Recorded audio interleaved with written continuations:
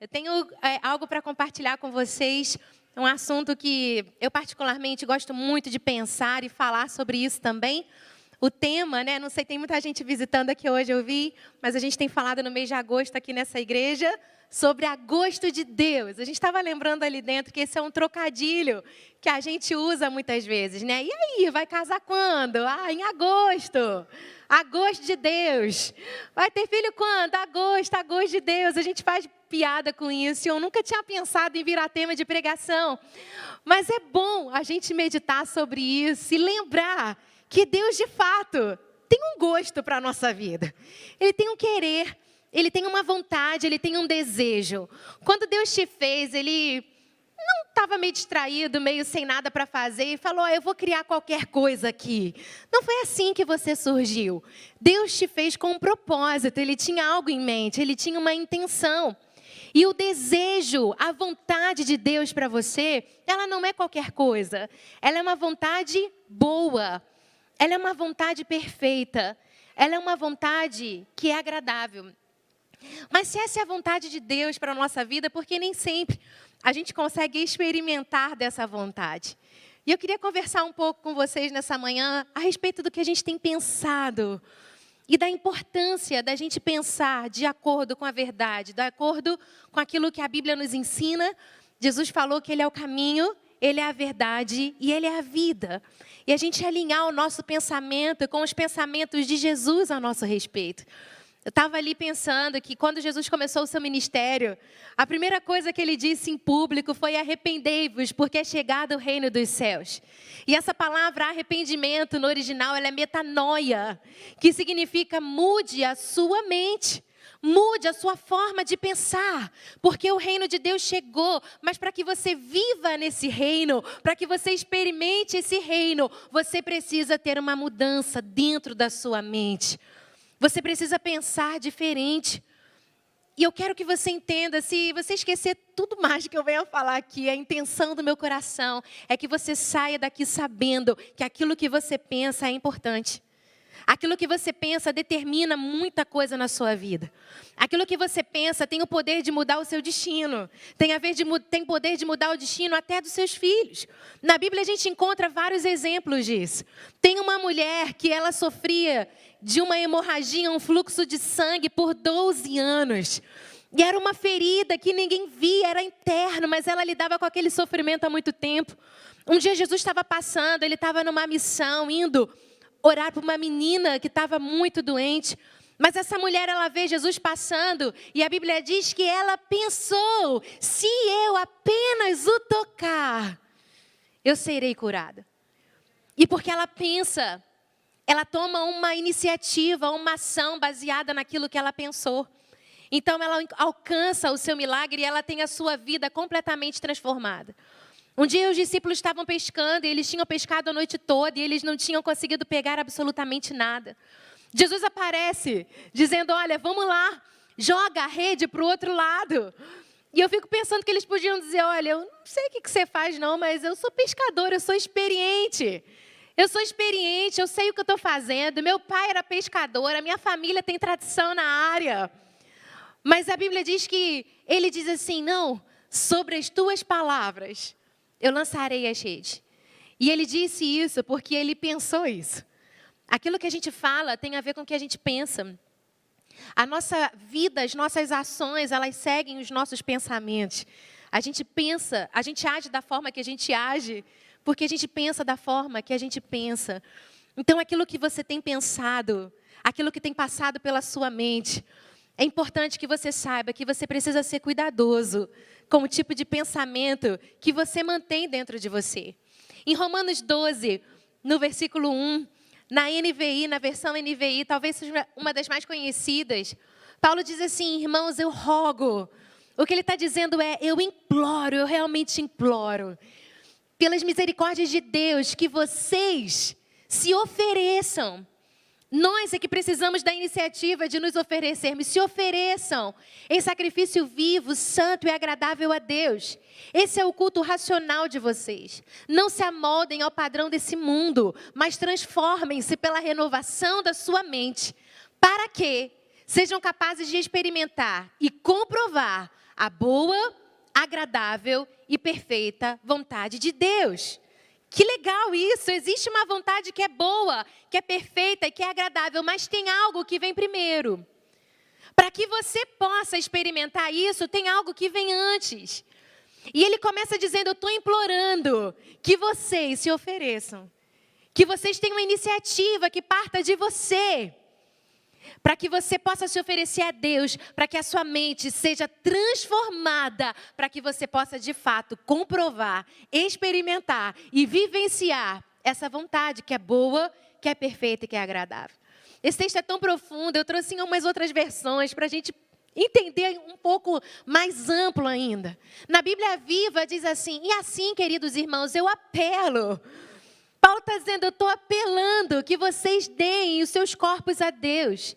Que ele seja um sacrifício vivo, santo, o tipo de sacrifício que ele pode aceitar. Quando vocês pensam naquilo que ele fez por vocês, isso será pedir muita coisa? Não imitem a conduta e os costumes desse mundo, mas seja cada um uma pessoa nova e diferente, mostrando uma sadia, diga comigo, sadia, é importante que você preste atenção nisso, renovação em tudo que você faz e pensa. E assim, só dessa forma, vocês aprenderão de experiência própria. E essa é a frase que eu mais gosto da Bíblia Viva: os caminhos de Deus realmente satisfazem você. Os caminhos de Deus são capazes de satisfazer você. Mas existe algo que vem antes. A sua mente precisa ser sadia. Você precisa ter pensamentos saudáveis. Na Bíblia, na nova tradução da linguagem de hoje, diz assim: portanto, irmãos, por causa da grande misericórdia divina, eu peço que vocês se ofereçam completamente a Deus, como um sacrifício vivo, dedicado ao seu serviço e agradável a Ele.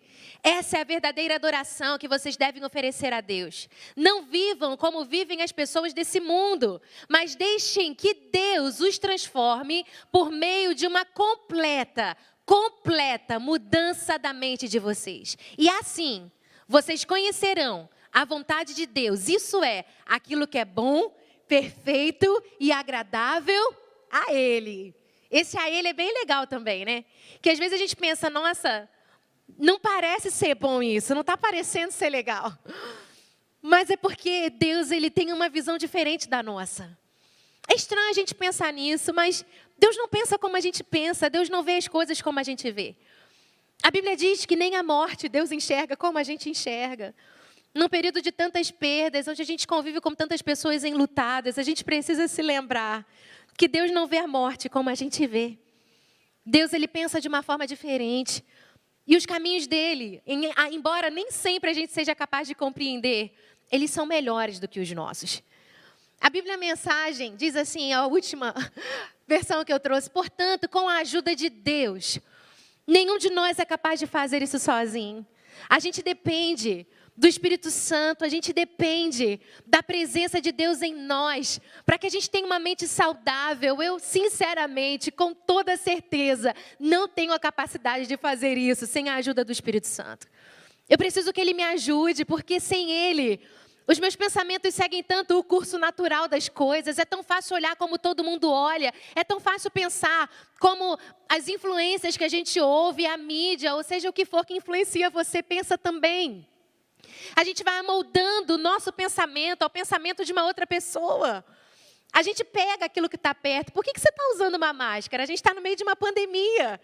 E alguém ensinou para a gente que o vírus, se a gente não se proteger, de quem está perto a gente pode pegar. E eu fico pensando que no nível do pensamento é bem parecido também. Quando a gente anda muito com alguém, quando a gente passa muito tempo com alguém, quando a gente vê, a gente já pegou a forma daquela pessoa de pensar, já pegou a forma dela de olhar. É por isso que a gente precisa ser cuidadoso, criterioso com quem a gente passa o nosso tempo, com quem a gente ouve. E a Bíblia está dizendo, com a ajuda de Deus, que vocês façam. Quem é que vai fazer? Somos nós. Deus ajuda. Mas quem faz somos nós. O seguinte: entreguem a sua vida cotidiana. Dormir, comer, trabalhar, passear a Deus, como se fosse uma oferta. Receber o que Deus fez por vocês é o melhor que vocês podem fazer por Ele. Não se ajustem demais a sua cultura. Tenha esse cuidado.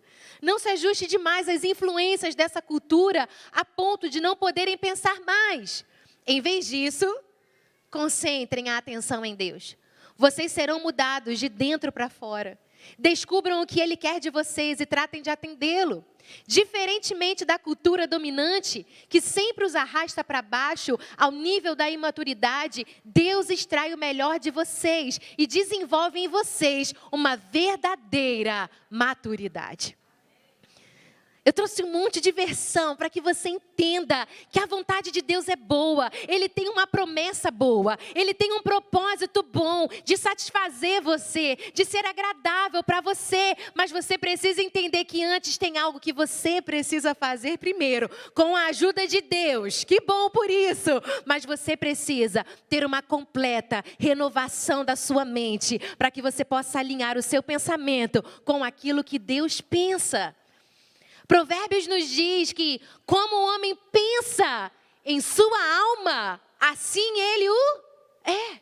Você consegue perceber a importância do seu pensamento na sua vida?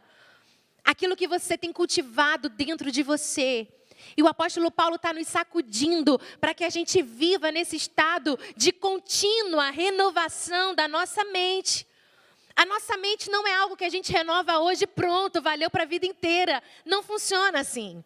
Todos os dias, em cada momento, a gente precisa renovar a nossa mente para que ela volte para o padrão de Deus, para que ela se pareça com o pensamento de Deus, para que ela seja influenciada por Deus, pela sua verdade, para que a gente não se perca com tantas questões e vivências e experiências nossas que nos afastam daquilo que Deus tem para nós. Quando você pensa como Deus pensa, de acordo com a verdade, isso traz proteção para o seu espírito, para a sua alma e para o seu corpo. Porque a verdade é que tudo, absolutamente tudo que você faz, começa com o seu pensamento. Você chegou e você está sentado aqui ouvindo uma palavra e talvez você veio porque alguém te convidou, teve apresentação, você estava curioso ou já é um hábito seu.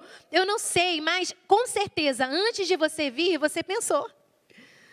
Ontem você se planejou talvez, ou hoje, quando você acordou pensando, eu vou botar essa roupa, eu vou chegar, eu vou assistir o culto em casa, eu vou assistir o culto na igreja. Você pensou sobre isso.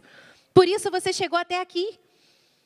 Quando você decide ser amigo de alguém, quando você simpatiza com alguém, que você gosta da conversa da pessoa, aquilo te agrada. Isso começa com um pensamento. Quando você também, às vezes, tem algum ressentimento, alguma questão que te faz mal, algo que está te incomodando, que está virando um problema para você, isso também começa com um pensamento. Os nossos pensamentos, aquilo que a gente traz e a gente alimenta dentro da gente, tem um poder enorme na nossa vida. E tem uma passagem lá em Números, no capítulo 13, eu queria ler com você, porque essa passagem ela é muito útil para ilustrar algo que eu vivo o tempo inteiro. E eu não sei se você vive também, mas eu confesso que acontece comigo. É de me ver presa em dois pensamentos. Eu creio que os espias, eles ilustram bem isso. Números no capítulo 13, a Bíblia fala sobre os 12 espias que foram enviados por Moisés para vigiar a terra que Deus havia prometido para o povo. E Moisés seleciona os príncipes entre eles. Eram pessoas de autoridade. Quando chega no versículo 27, eles voltam de vigiar a terra e eles começam a relatar a Moisés. E eles disseram, fomos à terra que nos enviastes e verdadeiramente ela mana leite e mel. Esse é o fruto dela. Eles comprovam aquilo que Deus prometeu é real. Aquilo que Deus falou é uma verdade. O povo, porém, que habita nessa terra é poderoso. As cidades muito grandes e fortificadas.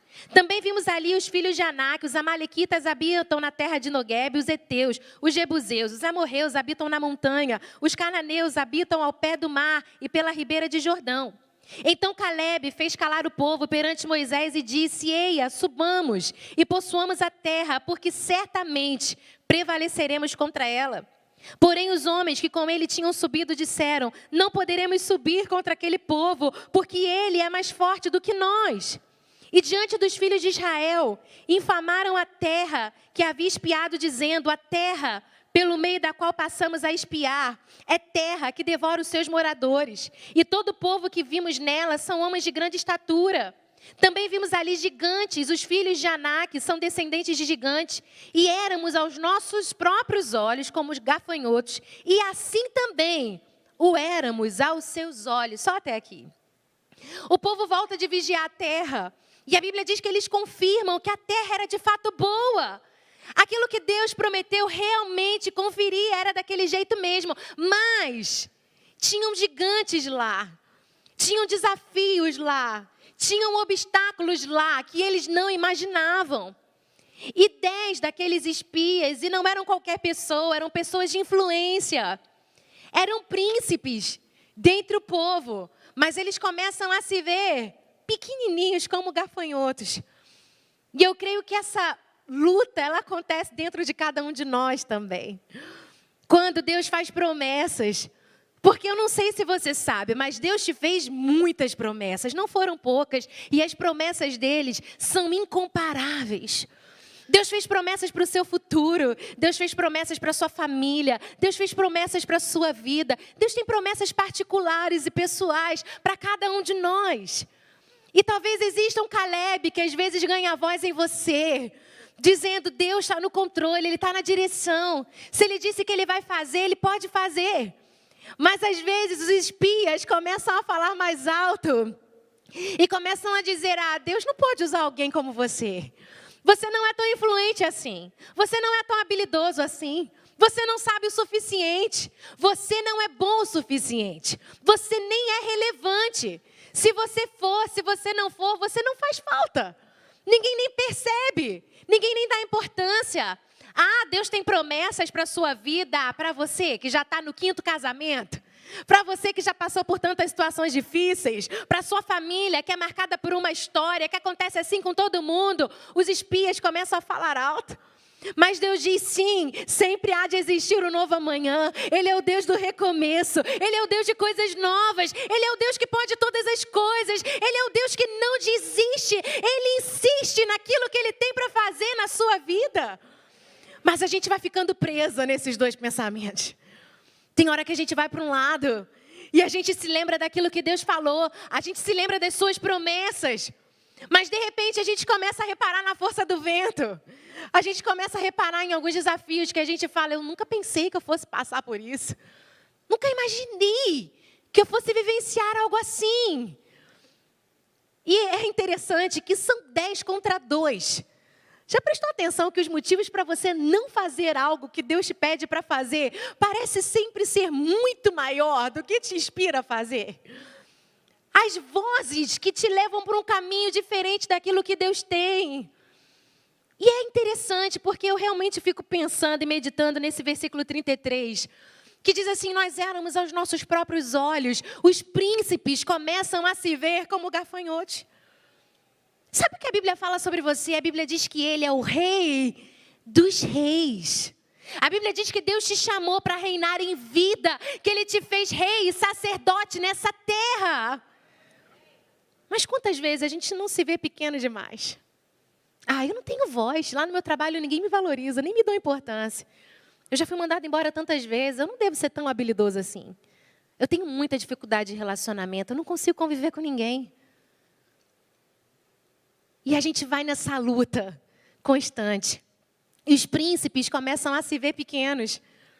E é tão interessante que eles falam assim, e aos olhos deles, nós também éramos como gafanhotos. Eu fico pensando, a Bíblia não registra nenhuma conversa entre eles ali.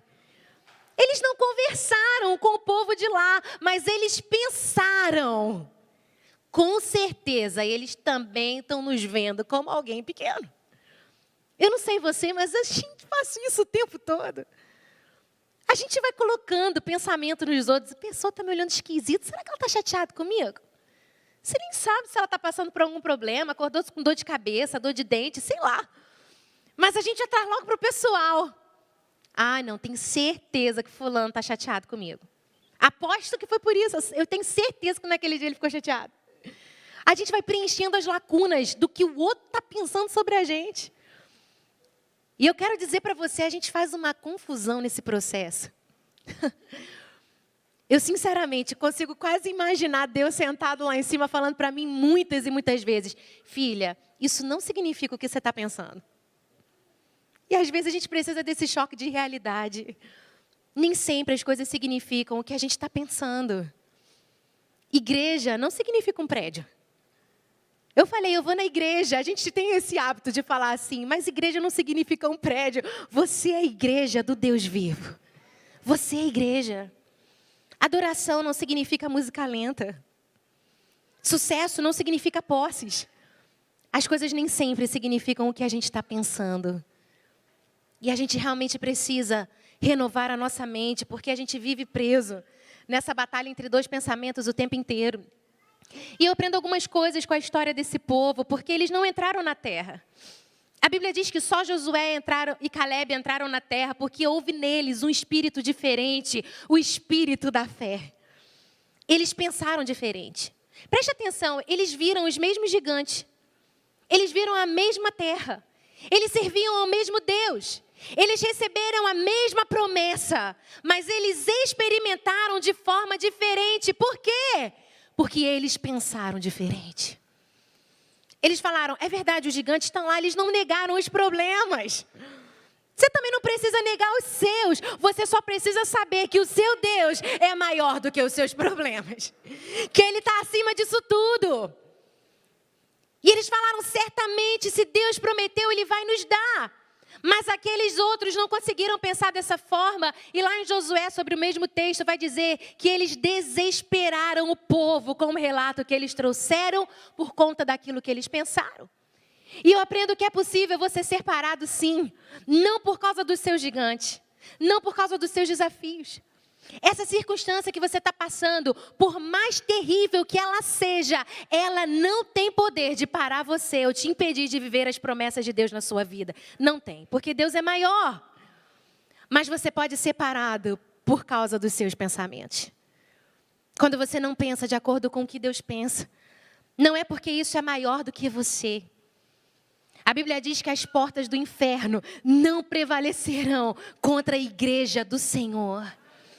Não existe nada que possa ser contra você, que seja mais forte do que o Deus que habita em você. Porque agindo Deus, quem impedirá? Se Deus é por nós, quem será contra nós? Mas quando a gente não renova a nossa mente nessa verdade, a gente faz dos nossos gigantes muito grandes, maiores do que eles são. Então a nossa mente torna eles muito grandes, maiores do que a promessa. E isso tem poder de parar a nossa vida. Mas Deus nos trouxe aqui para te dizer, filho, eu quero muito que você renove a sua mente. Porque Ele tem a intenção que você experimente, aprenda e viva nessa vontade dEle que satisfaz o teu coração. Que é capaz de satisfazer você. A regra número 1 para um espião é não ser pego. E eles não foram pegos por um inimigo, eles não foram pegos pelos gigantes nesse momento. Eles foram pegos pelas suas inseguranças. Eles foram pegos por pensamentos que faziam com que eles se distanciassem da promessa. E eles ficam aí de exemplo para que a gente possa aprender com os seus erros, porque eles andaram 40 anos no deserto, não por causa dos seus inimigos. Não foram os inimigos que manteram o povo no deserto. Não foi a distância, não foi isso. Foram os seus pensamentos. Foram as murmurações. Foram as questões, as insatisfações. E é tão fácil a gente se perder dessa forma. E a verdade é que antes de qualquer coisa se tornar um sentimento, ela começa com um pensamento na nossa vida. Antes de você sentir afeto por alguém, isso começa com pensamento. Antes de você se sentir ofendido por algo, isso começa com pensamento, sabia? O que me ofende pode não te ofender. E o que te ofende pode não me ofender. Porque para virar uma ofensa para a gente, passa pelo nosso pensamento. Pelo significado que a gente vai dar. Pelo sentido que a gente vai dar àquilo. Então, vira uma ofensa quando começa com um pensamento. Vira amargura quando começa com um pensamento. Vira inveja quando começa com um pensamento.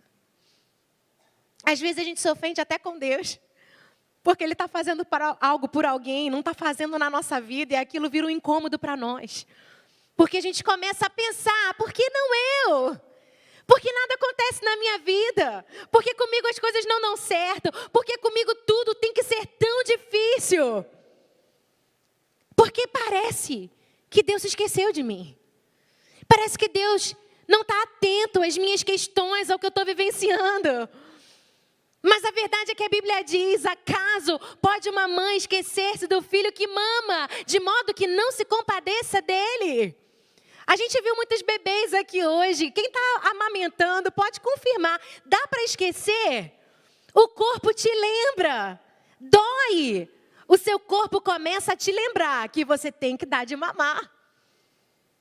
E a Bíblia disse ainda que algo tão difícil assim venha a acontecer. Todavia, eu não me esquecerei de ti, diz o Senhor. Eis que eu te tenho gravado na palma das minhas mãos. Os olhos dele estão atentos a nós o tempo inteiro.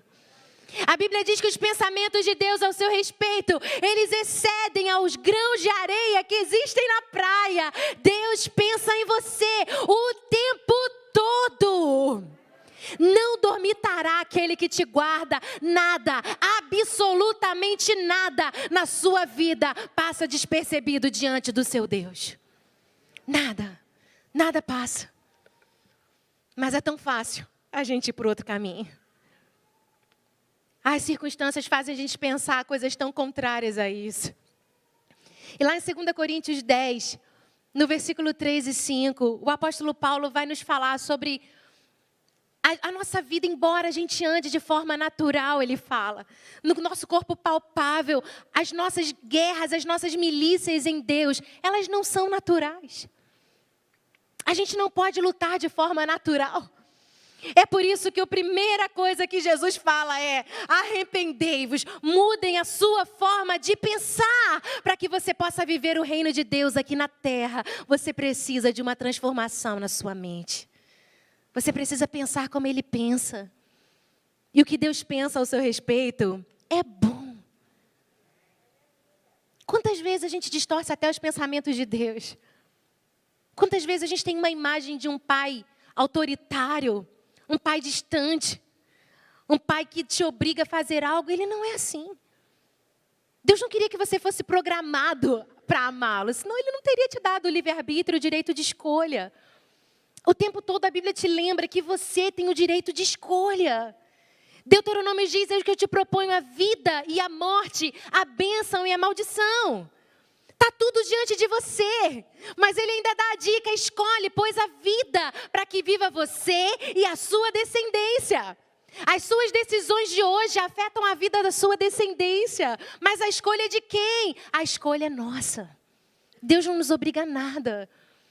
Mas Ele nos ama de tal forma que Ele nos aponta um caminho para que a gente possa viver uma vida realmente, completamente satisfatória, agradável.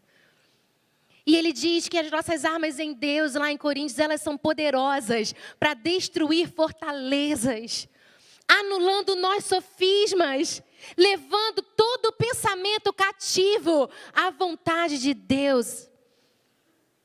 E fortaleza, no nível militar, ela pode ser um lugar tanto de proteção, quanto lugar de prisão. Você levanta uma fortaleza para te proteger do inimigo. Mas se você for capturado pelo inimigo, você pode ficar preso dentro de uma fortaleza.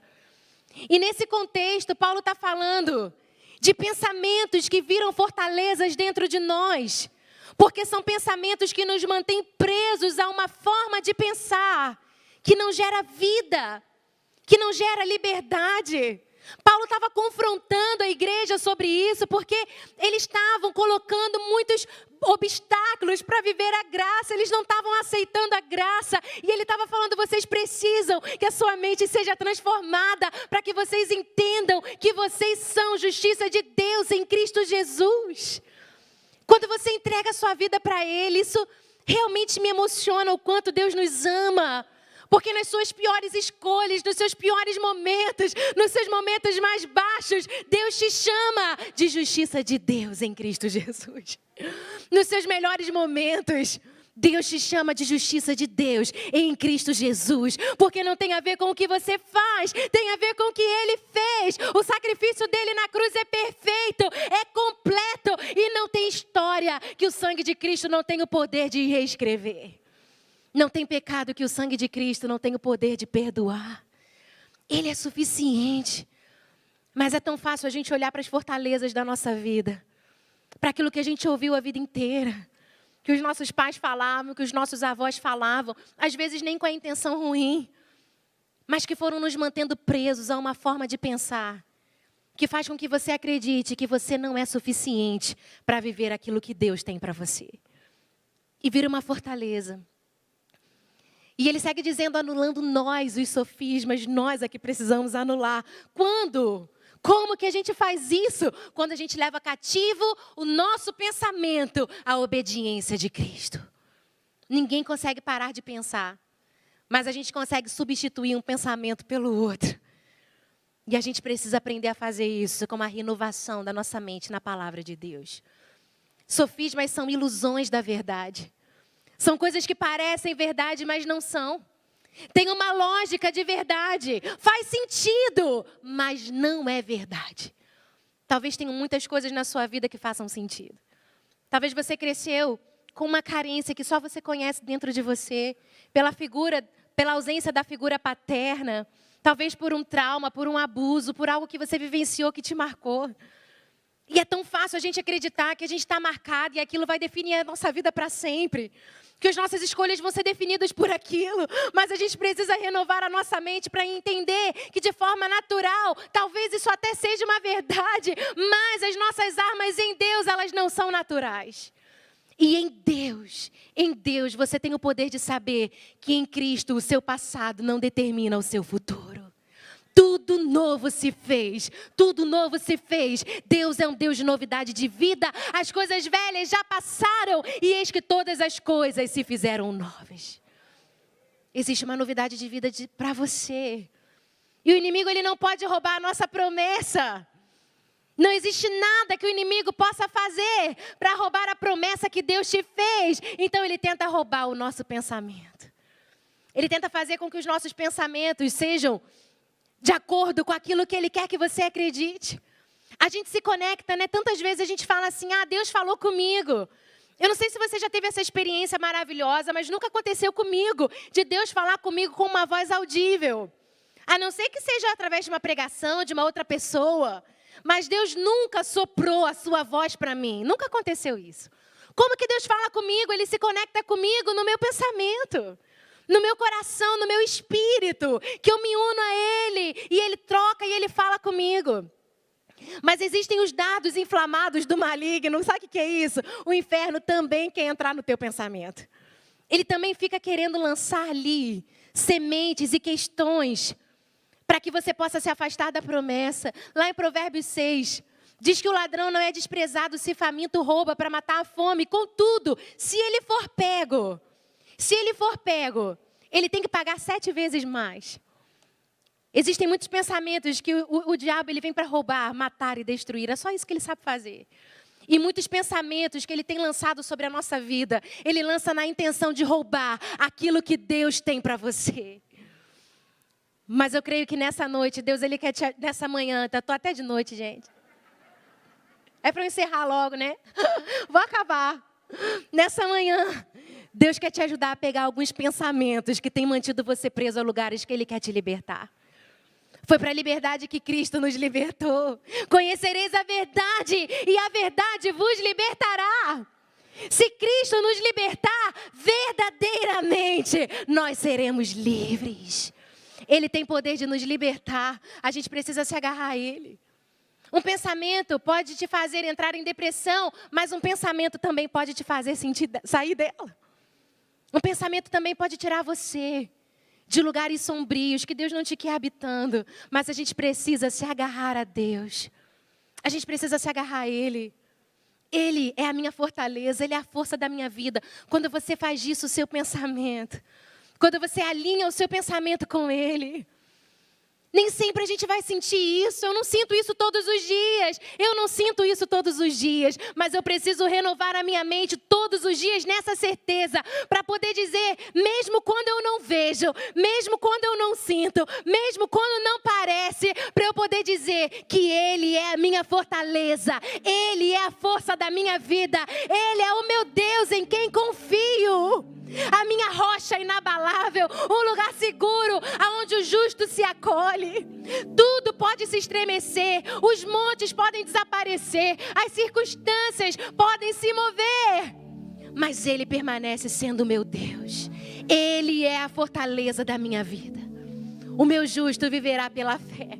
E a fé não se move pelo que você sente, a fé se move pelo que você crê. É por isso que Paulo diz, eu imploro, eu estou implorando que vocês não pensem como todo mundo pensa, mas que você possa renovar a sua mente na palavra, porque quando a sua mente está alinhada com essa verdade, você encontra um lugar de satisfação, um lugar de gozo, um lugar de paz, um lugar de descanso. Paulo frequentemente estava falando sobre a importância do pensamento. Ele lá em Filipenses 4, ele quase que desenha para nós. Ele diz, não andeis ansiosos por coisa alguma. Alegrai-vos no Senhor. Outra vez vos digo, alegrai-vos. Perto está o Senhor. Sejam as vossas questões conhecidas por Ele, pela súplica, pela oração. No versículo 8 ele é mais enfático. Se alguma louvor há, se alguma virtude existe, seja isso que ocupe o vosso pensamento. Isso que você ouviu, você precisa praticar. E só assim, a paz de Deus, que excede todo entendimento, guardará o vosso coração e a vossa mente em Cristo Jesus. Você precisa pensar no que Ele pensa. Lá em Lamentações 3, eu já vou encerrando. Na nova tradução da linguagem de hoje, Jeremias está dizendo, eu já não sei mais o que é paz. Eu esqueci o que é felicidade. Eu fico pensando quantos momentos da nossa vida a gente não pode se identificar com isso também. Eu não tenho muito tempo de vida e a minha esperança no Senhor já se acabou. Eu lembro da minha tristeza e solidão, das amarguras e dos sofrimentos. Eu penso sempre nisso e eu fico abatido. Quando eu penso que eu já não tenho mais esperança, quando eu penso no meu sofrimento, quando eu penso nas minhas dificuldades, quando eu fico lembrando, quando que ele lembrava disso? Sempre. Ele só pensava nisso. E o que acontecia? Ele ficava abatido. Quando eu penso no sofrimento, nas minhas dificuldades, nas minhas lutas, eu realmente fico muito abatido. Mas o texto não termina aí, graças a Deus. Ele segue no versículo 21 dizendo, mas a esperança volta. Mas a esperança volta. Mas a esperança volta. Quando? Quando a minha circunstância muda. Quando tudo acontece como eu quero. Quando Deus finalmente faz aquilo que eu estou pedindo. A esperança volta quando eu posso ver o milagre acontecendo na minha frente. Não. A esperança volta quando? Quando eu penso no seguinte, o que ele pensa?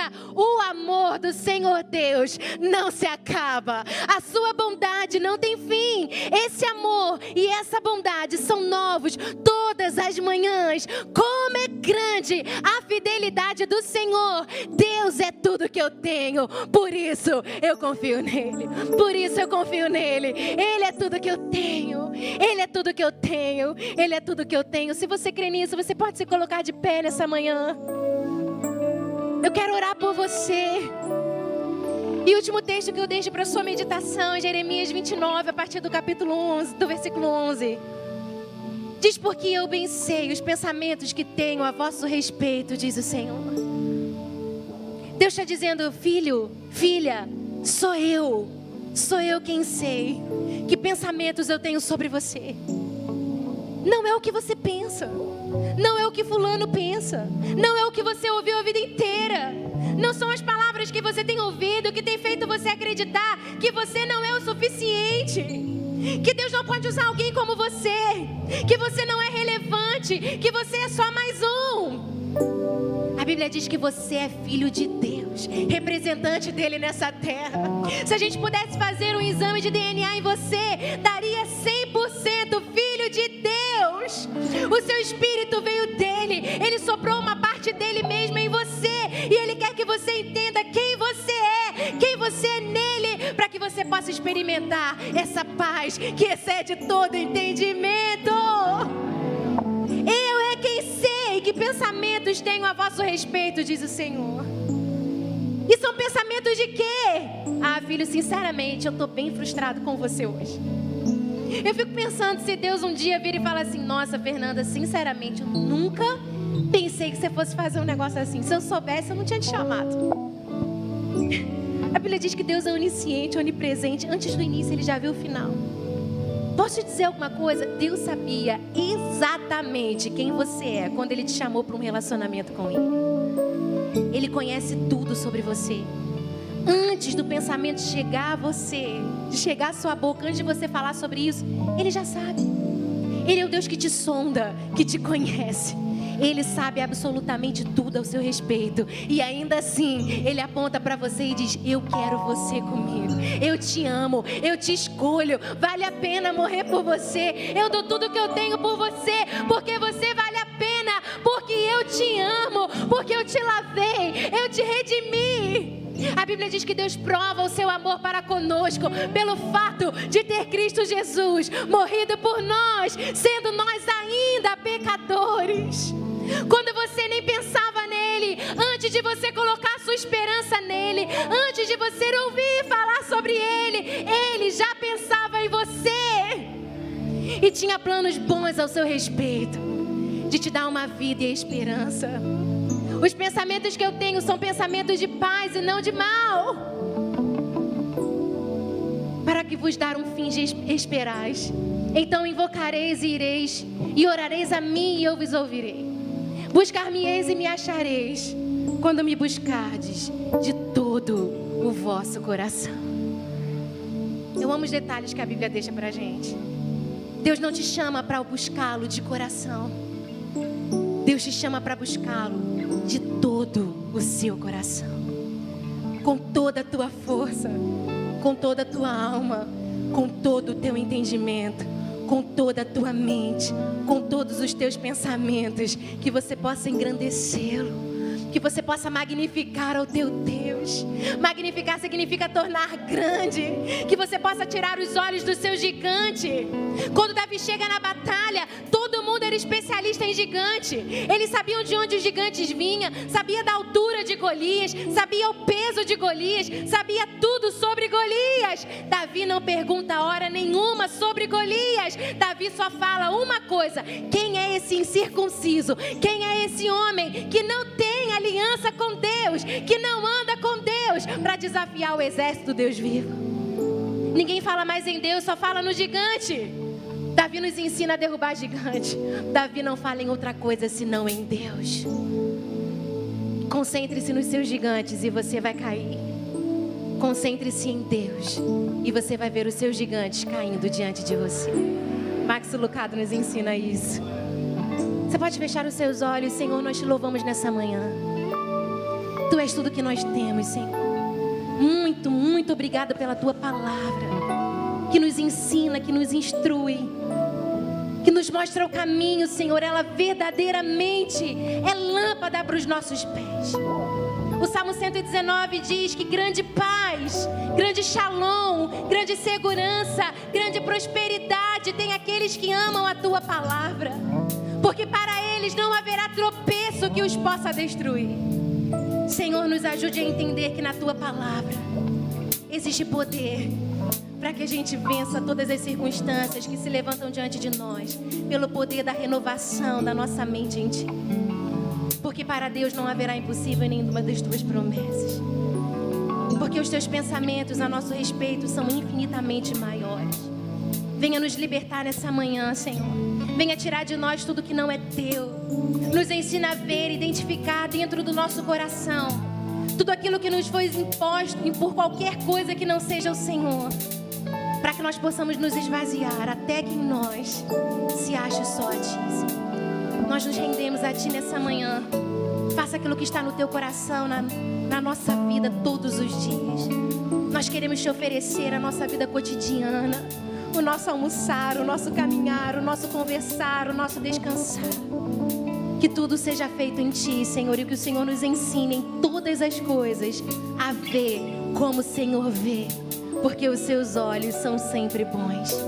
O Senhor tem pensamentos bons ao nosso respeito, que nós possamos ver a nós mesmos dessa forma também.